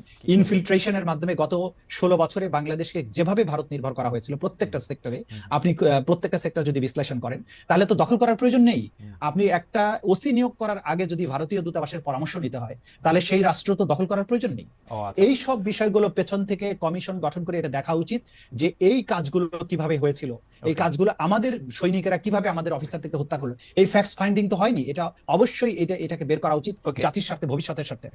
বেশি রাষ্ট্র ইমাম কি মনে করেন যে এটা কি আসলে, আমার মূল প্রশ্নে যাওয়ার আগে আপনি যদি একটু ছোট করে বলেন যে এটা কি আসলে একটু পলিটিক্যাল রেটরিক বেশি, মানে একটা ইন্ডিয়া সার্বভৌমত্বের উপর হামলা, সেই কারণে একটা হইতে পারে ওরকম, লাইক আপনার কাছে কি মানে আপনি বিডিআর মিউটিনির কথা বলছেন? বিডিআর মিউটিনি সহ আর যে বয়ান, যে ধরেন বাংলাদেশের সার্বভৌমত্ব হুমকির মুখে, আবার এটা অবশ্য তাজুল ইসলাম খুব সুন্দর করে বলছেন যে সার্বভৌমত্ব তো আসলে দেশটাকে দখল করা হবে না, নানাভাবেও এটা হইতে পারে। আপনার টেকটাও একটু শুনবেন। জি জি, মানে এইটুকু বক্তব্যের সাথে তো আমি একমত যে দেশটাকে দখল করা is not the only way. এছাড়া অন্যান্য বিভিন্ন ভাবে করা যায়। একটা দেশকে যদি আপনি ট্রেড এন্ড কমার্সের দিক থেকে ক্রিপল করে ফেলেন তাহলেও কিন্তু এটা আমাদের সার্বভৌমত্বকে অ্যাটাক করা হবে। আমি যেটা জানতে চাইছিলাম যে আমরা এই কথাগুলি বলার সময় ফ্যাক্টস এন্ড ফিগার দেখে, স্ট্যাটিস্টিক্স দেখে আমরা বলতেছি কিনা গত 15 বছরের ট্রেড এন্ড কমার্স, তার আগে কারণ আমরা কিন্তু বরাবরই দেখেছি, যেমন ধরেন বিএনপি ভারতে গ্যাস পুরো একটা মানে বিবিয়ানার গ্যাস পুরোটাই রপ্তানি করে দিতে চেয়েছিল। ভারতকে তো আমরা যে সরকারি ক্ষমতায় আসুক তার আসলে এক ধরনের সুবিধা করতেই দেখি, তার সাথে তো একটা ইন্ডিয়া সাথে শেখ হাসিনা হয়তো বেশি করছে, কিন্তু আমরা তো হিস্টোরিক ভাবে তাই দেখি আসলে। মানে এটা আমরা কেন এটা বলবো না, মানে এখানে আমি একটা কথা বলি খালেদাই, সেটা হচ্ছে গিয়ে আমরা তো এই গ্লোবালাইজেশনের যুগে বাংলাদেশ তো আইসোলেটেড ভাবে এক্সিস্ট করতে পারে না। সো ভারত আমাদের শক্তিশালী প্রতিবেশী এবং নানাভাবে ভারতের সাথে আমাদের সম্পর্ক আজকের না, সেটা হিস্টোরিক্যালি বলেন, কালচারালি বলেন, ভাষাগত ভাবে বলেন, ট্রেড এন্ড কমার্স বলেন, প্রত্যেকটা বর্ডার শেয়ারিং তো আমি বাদই দিলাম, আচ্ছা প্রত্যেকটা ভাবে কিন্তু ইন্টেগ্রালি কানেক্টেড এই দুটো দেশ। সো আমাদের ভারতকে যেরকম প্রয়োজন, ভারতেরও আমাদেরকে সেরকমই প্রয়োজন। সো আমাদের অ্যাটিটিউডটা রাইট নাও হওয়া উচিত একটা সুসম্পর্ক গড়ে তোলার, Okay. কাদা ছোড়াছড়ি না করে, মানে পেছনের দিকে না তাকিয়ে সামনের দিকে তাকানো উচিত। কোনো ধরনের ধরেন যেরকম ডিসইনফরমেশন ক্যাম্পেইনটা ভারত শুরু করেছিল এই পতনের পর থেকে নিয়ে, যেটা এখন পর্যন্ত কিছু দূর হলেও চলছে, সেটা আমরা কিভাবে কাউন্টার করব? আমরা কিন্তু সেটাকে উগ্রভাবে কাউন্টার করলে হবে না, আমাদের সেটাকে কাউন্টার করতে হবে ফ্যাক্টস দিয়ে। আমরা ফ্যাক্টস গুলো পুরো বিশ্বের কাছে, ভারতের কাছে তুলে ধরবো যে যে এটা ডিসইনফরমেশন কেন। আমরা যদি এই এক্সট্রিমিজম দিয়ে কাউন্টার করি তাহলে তো হবে না, কারণ Right. দুটো দেশকেই তো দুটো দেশের প্রয়োজন। এবং কিছু দূর হলেও ভারত থেকে যখন ফরেন সেক্রেটারি আসলেন, ওনার বক্তব্যের সাথে মানে উনি বক্তব্য দিলেন যে ওনাদের সাথে মিডিয়া থেকে যে ডিসইনফরমেশন ক্যাম্পেইন সরকারের সাথে ভারতের, সেই ক্যাম্পেইনের কোনো সম্পৃক্ততা নেই। আচ্ছা হয়তো আমরা এটা বিশ্বাস করি না এবং না করাটাই স্বাভাবিক, কারণ বেশিরভাগ এই ক্যাম্পেইন হয়েছে গদি মিডিয়াগুলো থেকে। বাট হ্যাভিং সেড দ্যাট, ওনারা যে এরকম একটা বক্তব্য এখন করছেন অফিসিয়ালি, এটা হয়তো একটা ইন্ডিকেশন যে সামনে গিয়ে ওনারাও একটা সুসম্পর্ক গড়তে চাচ্ছে বাংলাদেশের মানুষের সাথে, অ্যাজ অপোজ টু শেখ হাসিনার না, সাথে, কিন্তু- মানে কোনো ব্যক্তি বা পার্টির সাথে। আচ্ছা আমরা Right? আমরা আমরা আমরা আমরা আমি খালি এতটুকুই বলবো খালেদ ভাই জি। যে আমরা ফ্যাক্টস এর ভিত্তিতে এর কথা এখন বলা উচিত এগিয়ে গিয়ে, Okay. As oppose to political rhetoric or anything else. জি। আমার আমাদেরকে চ্যানেল 24 সরাসরি দেখাচ্ছিল, চ্যানেল 24 এখন টপ অফ দ্য আওয়ার নিউজের জন্য চলে যাবে সেই, কিন্তু আমরা আরো কিছুক্ষণ আপনার সাথে থাইকা যাব। সেই জন্য আমি ব্যারিস্টার রাশনা ইমামের কাছে যে প্রশ্নটা করতে চাই সেই প্রশ্নটা নিয়ে আবার জনাব তাজুল ইসলামের কাছে আসবো, যে আপনি জানেন যে সম্প্রতি প্রধান উপদেষ্টা অধ্যাপক মোহাম্মদ ইউনূসের কাছে যে প্রতিবেদন জমা দিয়েছে গুম সংক্রান্ত তদন্ত কমিশন, সেখানে অনেক গুরুতর অভিযোগের একটি হচ্ছে আওয়ামী লীগ শাসনামলে গুমের সঙ্গে ভারতের সম্পৃক্ত থাকার অভিযোগ। আমাদের প্রশ্ন, এটা অভ্যন্তরীণ বিষয় হলে এটার উদ্যোগ তুলনামূলকভাবে সহজ হতো, যে মানে আমরা এটা পরীক্ষা করাটা সহজ হতো, কিন্তু ভারতের সম্পৃক্ততার যে অভিযোগ, আমরা কাগজে অভিযোগ যে আমরা দেখলাম, তা নিয়ে আমাদের সরকার আসলে কি করতে পারবে, নাকি শুধু কাগজে এই বিষয়টি থেকে যাবে? আমরা জনাব তাজুল ইসলামের কাছে আসবো, আমরা একটু ব্যারিস্টার রাশনা ইমামের কাছে শুনতে চাই যে জি। গুমের সাথে যে ভারতের সম্পৃক্ত থাকার অভিযোগ, গুম সংক্রান্ত তদন্ত কমিশন যেটা বলেছে, সেইটার ক্ষেত্রে আমাদের আসলে কি করার আছে, বা আসলে সরকারের জি, উদ্যোগটা কি জি। হওয়া উচিত? যে আপাতত যে রিপোর্টটা, প্রতিবেদনটা বের হয়েছে, এখানে তো আমার ধারণা প্রাথমিকভাবে প্রমাণ পাওয়া গেছে, এই ভাষাটা ব্যবহার করা হয়েছে সোফার শেখ হাসিনা এবং তার দলের শীর্ষস্থানীয় কিছু নেতাদের কথা। ভারতের ব্যাপারে যে এভিডেন্সটা পাওয়া গেছে ওটার ভাষাটা কিন্তু আমি শিওর না, আপনি হয়তো আমাকে কারেক্ট করতে পারবেন। ওখানে যদি বলে থাকে প্রাথমিকভাবে, সেক্ষেত্রে আমি বলবো আমরা আগে পূর্ণাঙ্গ ফাইনাল রিপোর্টটা দেখে নিই, যে ওই রিপোর্টে কি কি Okay. তথ্য বেরিয়ে আসে, এবং তার সাথে এভিডেন্স দেখে নিই। এভিডেন্স দেখার পরেই কিন্তু we will be in a position যে আমরা এটাকে কিভাবে অ্যাপ্রোচ করব। প্রথমে কি ডিপ্লোম্যাটিক ভাবে অ্যাপ্রোচ করব, নাকি অন্য কোনো ভাবে অ্যাপ্রোচ করব? আমরা বাট আমাদের তথ্য নিয়ে কথা বলা উচিত, এভিডেন্স হাতে নিয়ে কথা বলা উচিত। আমার জি। ধারণা জনাব তাজুল ইসলাম আমাদের এই ব্যাপারে একটু সাহায্য করতে পারবেন। জনাব তাজুল ইসলাম, যে গুম সংক্রান্ত তদন্ত কমিশনের রিপোর্টে এই জাতীয় জি। কাজের জন্য ভারতের সম্পৃক্ততা থাকার অভিযোগ এসছে বলে আমরা জেনেছি, এইটার ক্ষেত্রে আসলে সরকারের কি করার দরকার, এবং এটা কিভাবে, মানে আপনি আরেকটু আমাদেরকে একটু জানাবেন কিনা যে এটাতে আসলে আমরা মানে ইনফরমেশনটা কি? কারণ আমরা পত্রপত্রিকায় পড়েছি যে এই ভারতীয় সম্পৃক্ততা পেয়েছে গুম সংক্রান্ত কমিশন, কিন্তু আমরা এর চেয়ে বেশি কিছু জানতে পারিনি এখনো। জি, আমি গুম কমিশনের রিপোর্টের ব্যাপারে আংশিক যেটা প্রকাশিত হয়েছে সেটা আমি নিজেও দেখেছি এবং পত্রপত্রিকাতেও এসেছে। সেখানে কিন্তু তারা খুব সুনির্দিষ্টভাবে বলেছে যে ভারত সরকার কিভাবে এই গুম সংগঠনের ব্যাপারে সহায়তা করেছে। সেখানে তারা উদাহরণ হিসাবে বিএনপি নেতা সালাউদ্দিন আহমেদকে যে ভারতের সীমান্তে নিয়ে যাওয়ার পরে ভারত তাকে আটক করে যে কিভাবে এত বছর আটকে রেখেছে সেই প্রসঙ্গটা নিয়ে এসেছেন সুখরঞ্জন বালির কথা, যে সুখরঞ্জন বালিকে যখন এই ট্রাইব্যুনালের প্রাঙ্গণ থেকে অপহরণ করা হয়, তারপরে তাকে পুশব্যাক করা হয় ইন্ডিয়ার মধ্যে, এবং সেখানে ইন্ডিয়ান পুলিশ সবকিছু জানা সত্ত্বেও বিএসএফ তাকে নিয়ে গিয়ে দমদম কারাগারে তাকে আটক রাখে অন্যায়ভাবে অনুপ্রবেশের দায়ে। এইরকম আরো অনেকগুলো গুম ভিকটিমের সাক্ষাৎকার তারা নিয়েছেন, যাদেরকে বিভিন্ন সময় ভারতে নিয়ে যাওয়া হয়েছে, সেখানে আটকে রাখা হয়েছে, পরবর্তী সময়ে তারা মুক্তি পেয়ে হয়তো এসেছেন নানানভাবে। এখানে একটা জিনিস গুম কমিশনের রিপোর্টে তারা খুব ক্লিয়ার বলেছেন, যেটা আরো ডিটেলটা যখন প্রকাশিত হবে তখন জানা যাবে, যে এই গুমের কার্যক্রমকে ফ্যাসিলিটেট করার ব্যাপারে আন্তঃসীমান্ত যোগাযোগের একটা ব্যাপার আমরা এখানে লক্ষ্য করেছি, এবং বিশেষ করে এই বিষয়গুলোকে হাইলাইট করে কিন্তু এই কমিশন এবং তাদের যেটুকু প্রকাশযোগ্য রিপোর্ট, সেখানে তারা বলেছেন যে এটার সাথে ভারতের সম্পৃক্ততা পাওয়া গেছে। এখন রাষ্ট্র হিসাবে আমাকে এই জিনিসটাকে ডিল করতে হবে। আমার একটা স্বাধীন সার্বভৌম রাষ্ট্র, আমার একটা বিচার বিভাগীয় একজন সর্বোচ্চ আদালতের বিচারপতির নেতৃত্বে গঠিত যে কমিশন, যখন তারা ফাইন্ড করবেন যে এই রাষ্ট্রের আভ্যন্তরীণ কোনো অপরাধের ক্ষেত্রে প্রতিবেশী দেশ তাদেরকে ফ্যাসিলিটেট করছে, আমাদেরকে অবশ্যই ডিপ্লোম্যাটিক্যালি তাদেরকে সেগুলো চ্যালেঞ্জ করতে হবে, তাদের সেই ব্যাপারে ব্যবস্থা গ্রহণ করতে হবে। এর বাইরে তো আমরা যা করার এর বাইরে তো আর খুব বেশি কিছু করতে পারবো না। ডিপ্লোম্যাটিক্যালি এই জিনিসটাকে জানা এবং সেটাকে অ্যাড্রেস করা, এটা রাষ্ট্রের পক্ষ থেকে করতে হবে। এবং পরবর্তী সময় বিশেষ করে জুলাই আগস্টের এই বিপ্লব চলাকালীন সময়ও আমরা এভিডেন্স পাচ্ছি যে যখন সীমান্ত খালি করে আমাদের সৈনিকদেরকে দেশের অভ্যন্তরে নিয়ে এসে ছাত্র জনতার উপরে আক্রমণ করার জন্য কিন্তু বারবার চাপ দেওয়া হয়েছে, সেই এভিডেন্স গুলো আমাদের হাতে এসেছে। এবং সেই সময়ে বলা হয়েছে যে সীমান্ত খালি করে আমরা কিভাবে এটা নিয়ে আসবো, তখন তদানীন্তন যে প্রধানমন্ত্রী যিনি পালিয়ে গেছেন তিনি বলছেন যে না, সীমান্তের ওপারের দের সাথে কথা হয়েছে, সীমান্তে কোনো সমস্যা নেই, তোমরা সব চলে আসো। ইট ইন্ডিকেটস যে সীমান্তের ওপারে যারা আছে তারা কোনো ডিস্টার্ব করবে না, তাদের সাথে যে বোঝাপড়া আছে, এই জিনিসগুলো কিন্তু আমাদের এভিডেন্সে এখন দিনকে দিন এটা স্পষ্ট হয়ে যাচ্ছে। যে কারণে এই জিনিসগুলো বাংলাদেশের এই তরুণ ছাত্র জনতা যে ভারত বিরোধী যে মনোভাব যাদের তুঙ্গে উঠেছে, এত বছরের নিপীড়ন নিগ্রহ, এখানে যে তাদের সম্পৃক্ততা প্রকাশ্যে অপ্রকাশ্যে নানানভাবে সেটা ছিল, সেটা ভাষা পেয়েছে এই গুম কমিশনের রিপোর্টের মধ্য দিয়ে। মানে আমি আসলে এই রাজনৈতিক বয়ানটা বুঝতে চেষ্টা করি, মানে শেখ হাসিনা নিজে যেগুলি অপরাধ করতেছে, নিজে যেগুলি কাজ করতেছে, সেগুলিরও দায় সবটাই আমরা ভারতের উপরেই দিব এখন, তাই তো?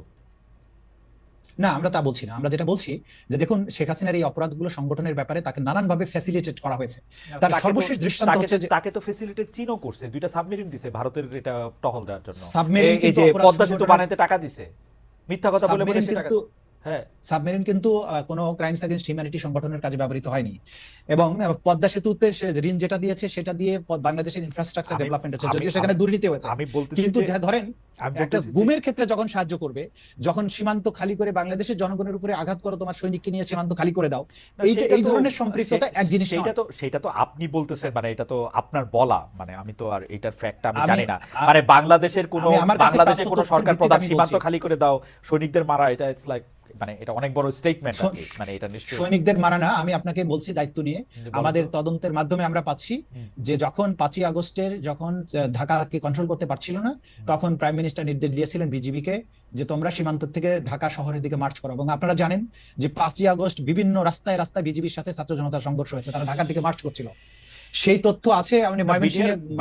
বিডিআর নিয়োগ করতে হলে তো সীমানা থেকেই নিতে হবে, আর কোথাও থেকে তো নিয়োগ করার উপায় নাই, মানে বিজিবিকে নিয়োগ করা। তাহলে সীমান্তকে অরক্ষিত রেখে আপনি সৈনিকদেরকে ঢাকার দিকে মার্চ করতে বলা, এবং সেক্ষেত্রে আবার যখন বলা হয়েছে যে আমি যেটা করব, তো তাহলে তো সীমান্ত অরক্ষিত হয়ে যাবে। তখন তিনি যে অ্যান্সার গুলো দিয়েছেন, যেগুলোর প্রমাণ আমরা পেয়ে গেছি আমাদের হাতে, তো এগুলোর থেকে এগুলো অনেক বেশি শক্ত কথা, কিন্তু ইট ইজ রিয়ালিটি। ওকে, ঠিক আছে, আমি মেনে নিলাম। এমনিতেই লোকে বলতেছে যে আমি আওয়ামী লীগের প্রেসিডিয়ামের সদস্য কিনা, কেন তো আওয়ামী লীগের হয়ে কথা বলতেছি যে ভাই। আচ্ছা, যাই হোক, প্রেসিডিয়াম কিন্তু ফাঁকা আছে, আপনি চাইলে হয়ে যেতে পারেন। হয়ে যেতে পারে না, আপনার ধারণা যে আমি খালি ফাঁকা হইলেই সেই জায়গায় গিয়ে বসি, ব্যাপারটা এরকম না কিন্তু তাদুল ভাই।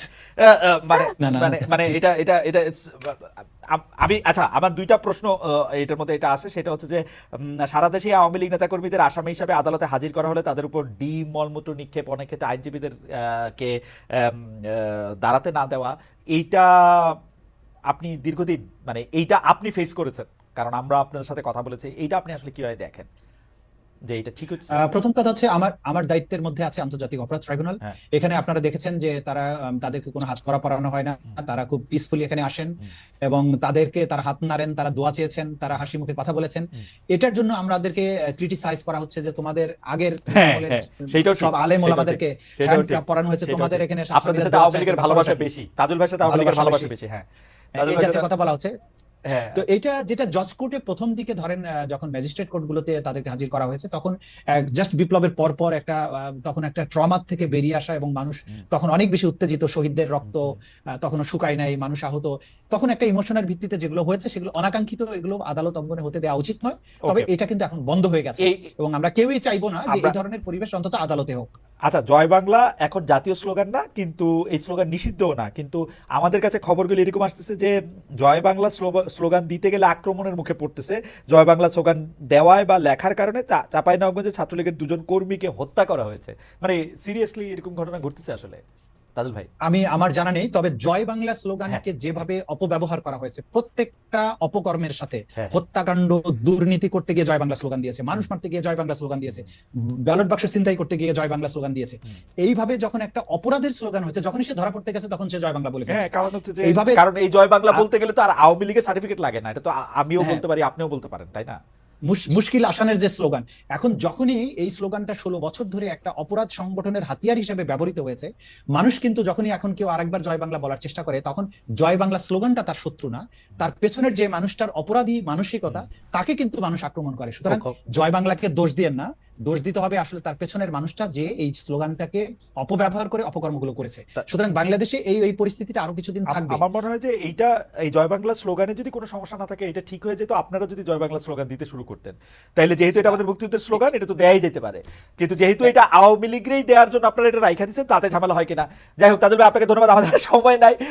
আমরা একটু ব্যারিস্টার আসনাম ইমামকে এই দুইটা প্রসঙ্গে খালি আমি একটু শুনতে চাই, যে এক হচ্ছে যে বিপরীত পক্ষের আইনজীবীদের দাঁড়াতে না দেওয়া, আর দুই হচ্ছে যে আসলে যারাই আওয়ামী লীগ, যারাই ছাত্রলীগ, তাদেরকে এখন খুঁজে খুঁজে মেরে ফেলা বা জয় বাংলা হলে মেরে ফেলা, কেস দেওয়া, বা এটা আপনি আসলে কিভাবে দেখেন, মানে পত্রপত্রিকা যে রিপোর্টটা আসে? জি, এটা তো অত্যন্ত দুঃখজনক, কারণ একজন আইনজীবী হয়ে আমি কখনোই এটাকে সমর্থন করতে পারবো না, কারণ আমাদের সংবিধানেই দেয়া আছে যে দ্রুত এবং প্রকাশ্য বিচার লাভের অধিকার সবার আছে, সে যেই হোক না কেন। সো এইভাবে করে হেনস্থা করা তো একেবারেই উচিত হবে না, এবং আই থিঙ্ক এটা কমেওছে। যেটা তাজুল ভাই বলছিল যে পতনের পর এটা বেড়ে গেছিল, কিন্তু এখন এটা আস্তে আস্তে কন্ট্রোলে আনা হয়েছে, এবং আশা করি সামনে গিয়ে এরকম আর পরিস্থিতি দাঁড়াবে না। সো অবভিয়াসলি এটাকে আমি কোনোভাবেই ভালো চোখে দেখি না এবং সমর্থনও করি না। আপনার আরেকটা প্রশ্ন ছিল হচ্ছে যে, না, দুটি প্রশ্ন আমি একসাথে করেছিলাম, যে ওই যে যারা আইনজীবীদেরকে তাদের মক্কেলদের হয়ে মামলা লড়তে না দেওয়া, যদি তারা আওয়ামী লীগ করে থাকেন, বা তাদের এইটার ব্যাপারে আপনি কি বলছেন? তারা আইনি সুবিধা পাচ্ছেন না বা আইনজীবীদেরকে দাঁড়াতে দিচ্ছে না, তাদের আইনজীবীদেরকেও হেনস্থা করা হচ্ছে, এইটা আপনি আসলে কিভাবে দেখেন? এগেন একেবারেই সমর্থন করছি না, এটা অত্যন্ত নিন্দাই করছি বরঞ্চ, কারণ একই জিনিস আমাদের সংবিধানে তো নিশ্চিত করা হয়েছে, এই right two fair trial, right two legal representation automatically ওটার থেকে এক্সট্রাপোলেট করলেই চলে আসে। সো এরকম একটা সাংবিধানিক অধিকারকে আমরা কোনোভাবেই কাউকেই বঞ্চিত করতে পারি না, এবং লিগ্যাল রিপ্রেজেন্টেশন পাওয়াটা, মানে থাকাটাও তাদের অধিকার। এই ক্ষেত্রে কিন্তু সরকারও পদক্ষেপ নিতে পারেন, এবং কিছু দূর আমার মনে হয় নিচ্ছেও, যে লিগ্যাল রিপ্রেজেন্টেশন বা লিগ্যাল এইড এর মাধ্যমে সরকার থেকে কিছু নিয়োজিত আইনজীবী ডিফেন্সটা কন্ডাক্ট করার জন্য দিতেই পারেন, এবং আমার ধারণা কিছু দূর দিচ্ছেও। যে ক্ষেত্রে কোনো আইনজীবী পাওয়া যাচ্ছে না, সরকারই পাঠাচ্ছে আইনজীবী ডিফেন্সের জন্য। আমি এখানে একটা লাইন অ্যাড করতে চাই, যে বললেন আন্তর্জাতিক অপরাধ ট্রাইব্যুনালে তাদের আইনজীবী আছেন, এবং কোন রকমের বাধাবিঘ্নত নয়, বরং তাদেরকে আমরা বলেছি যে আপনাদের যদি বিদেশি পরামর্শক লাগে আপনারা আনতে পারেন, এবং সব ধরনের সহযোগিতা তাদেরকে আমরা করছি, এবং ফিউচারেও করা হবে। সুতরাং প্রথম দিকে যেটা হয়েছে, যেটা আমি বললাম যে ডিম ছোড়ার কাজটা যেটা প্রথম দিকে উত্তেজনার সময় হয়েছে, ওই সময়ই কিছু বিচ্ছিন্ন ঘটনা ঘটেছে, এটা কিন্তু এখন আর হচ্ছে না। এবং বিশেষ করে যে আন্তর্জাতিক অপরাধ ট্রাইব্যুনালে তাদের বিচার হচ্ছে, এখানে খুবই স্মুথ এবং খুবই ভয়ভীতিহীন পরিবেশ। এখানে আইনজীবীরা খুব প্রফেশনাল দায়িত্ব পালন করতে কোনো রকমের বাধা নেই।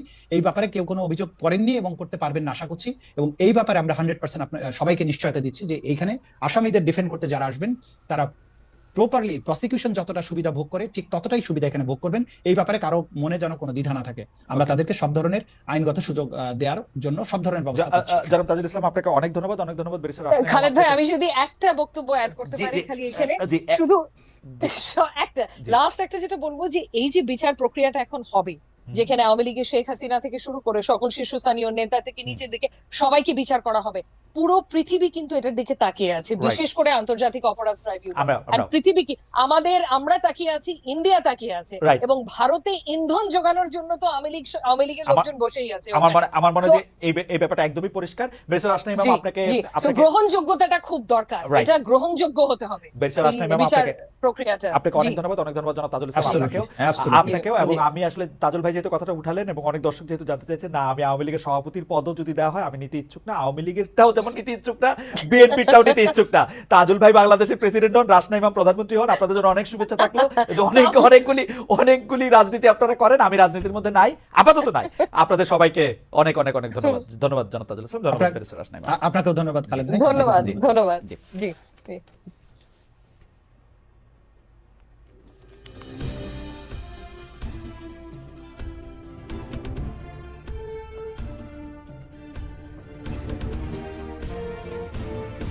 হ্যালো।